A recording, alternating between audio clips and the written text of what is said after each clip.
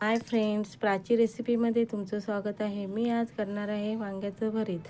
एक वांगं घेतलं आहे, त्याला तेल लावून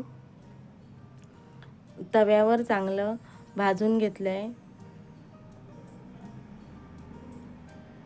चारही बाजूने चांगलं भाजून घ्यायचं आहे। वांगं चांगलं भाजलं आहे। आता ते थंड झाल्यावर साल काढून आतमधला गर घ्यायचा आहे।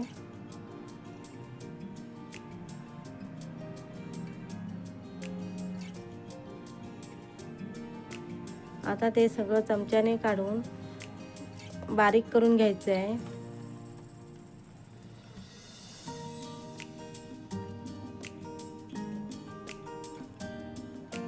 चांगलं बारीक झाल्यावर त्यात आता मी मिरची, कांदा, चवीनुसार मीठ, 1 वाटी दही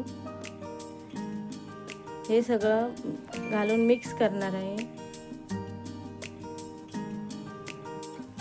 आता यात कोथिंबीर घालून मिक्स करायचं। वांग्याचं भरीत तयार आहे। व्हिडिओ आवडला असेल तर लाईक करा, चॅनलला सबस्क्राईब करायला विसरू नका।